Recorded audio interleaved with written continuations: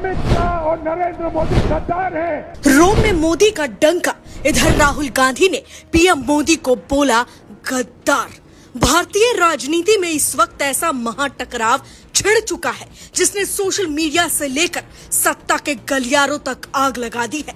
एक तरफ प्रधानमंत्री नरेंद्र मोदी इटली की धरती पर दुनिया के बड़े नेताओं के बीच भारत की ताकत का लोहा मनवा रहे हैं, देश का डंका बजा रहे हैं, और दूसरी तरफ कांग्रेस नेता राहुल गांधी ने प्रधानमंत्री नरेंद्र मोदी और गृह मंत्री अमित शाह को लेकर ऐसा बयान दे दिया जिसने पूरे देश की राजनीति को हिलाकर रख दिया है। राहुल गांधी ने अमेठी की सभा में और फिर सोशल मीडिया प्लेटफॉर्म एक्स पर कहा, नरेंद्र मोदी और अमित शाह गद्दार हैं क्योंकि उन्होंने संविधान पर हमला किया। मैं माफी नहीं मांगूंगा। बस फिर क्या था, बीजेपी पूरी तरह हमलावर हो गई। योगी आदित्यनाथ, संबित पात्रा, सुधांशु त्रिवेदी से लेकर कई बड़े नेताओं ने राहुल गांधी पर पलटवार करते हुए इसे लोकतंत्र और जनादेश का अपमान बता दिया। अब सवाल सिर्फ राजनीति का नहीं, सवाल ये है कि जब प्रधानमंत्री विदेश में भारत का प्रतिनिधित्व कर रहे हैं तब देश के भीतर इस तरह की भाषा का इस्तेमाल क्या सामान्य राजनीतिक हमला है या मर्यादा की सीमा पार करना। आज के इस एक्सक्लूसिव रिपोर्ट में देखिए इटली में मोदी की global power politics, Rahul Gandhi के बयान का पूरा सच और फिर बीजेपी का ताबड़तोड़ जवाब।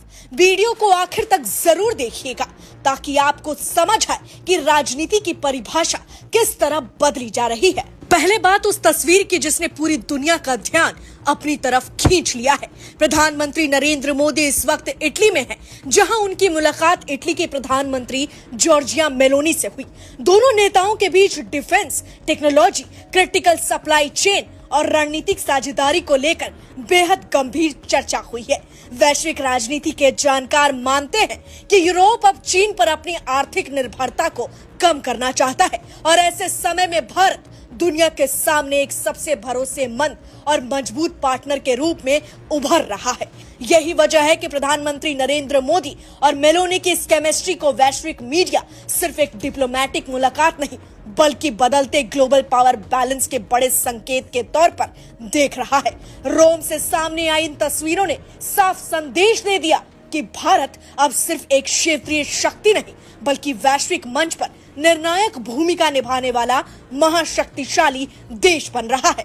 लेकिन इसी दौरान देश के भीतर एक बयान ने सारा राजनीतिक तापमान अचानक बढ़ा दिया है। दरअसल अमेठी में जनसभा को संबोधित करते हुए राहुल गांधी ने सीधे गरजते हुए कहा कि मैं माफी नहीं मांगूंगा।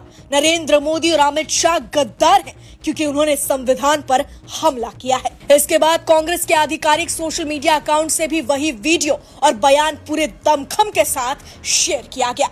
राहुल गांधी ने अपने सोशल मीडिया पोस्ट में देश के आर्थिक मुद्दों को उठाते हुए प्रधानमंत्री नरेंद्र मोदी के इस बेहद महत्वपूर्ण विदेश दौरे पर भी सवाल खड़े किए और लिखा कि देश आर्थिक चुनौतियों का सामना कर रहा है जबकि प्रधानमंत्री विदेश में है। अब जहां एक तरफ कांग्रेस समर्थक इसे लोकतंत्र और संविधान को बचाने की लड़ाई बता रहे हैं, वहीं दूसरी तरफ बीजेपी इसे देश के प्रधानमंत्री और लोकतांत्रिक संस्थाओं का सबसे बड़ा अपमान करार दे रही है। यानी ये लड़ाई अब सिर्फ एक सामान्य बयान की नहीं रही बल्कि राष्ट्रवाद बना विपक्ष के एक बहुत बड़े नैरेटिव वॉर में बदल चुकी है। उत्तर प्रदेश के मुख्यमंत्री योगी आदित्यनाथ ने सीधे प्रहार करते हुए कहा, ये बयान लोकतांत्रिक मूल्यों और जनता के जनादेश का सीधा अपमान है। वहीं बीजेपी प्रवक्ता संबित पात्रा ने राहुल गांधी के बयान को केवल निराशा और नकारात्मक राजनीति का प्रतीक बताया। डॉक्टर सुधांशु त्रिवेदी ने भी करारा जवाब देते हुए कहा कि वैश्विक स्तर पर भारत की पहचान मजबूत करने वाले नेतृत्व के खिलाफ इस तरह के भाषा का प्रयोग केवल राजनीतिक हताशा को दिखाता है। नेताओं के इस डिजिटल युद्ध के बीच सोशल मीडिया पर भी जबरदस्त जंग छिड़ गई है।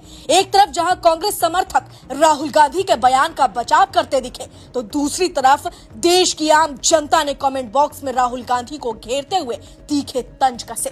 किसी यूजर ने चुटकी लेते हुए मेलोनी को राहुल गांधी की मौसी बता दिया तो किसी ने मेलोनी की हंसती हुई तस्वीर शेयर कर लिखा, अगले जन्म में आपको पीएम बनाएंगे राहुल जी। लेकिन सबसे बड़ा सवाल यही है, क्या विदेश दौरों और राष्ट्रीय मुद्दों पर राजनीतिक आलोचना की भी कोई तय मर्यादा होनी चाहिए या फिर नहीं, या फिर लोकतंत्र में विपक्ष को एक तरह की आक्रामक भाषा का इस्तेमाल करने का पूरा अधिकार है?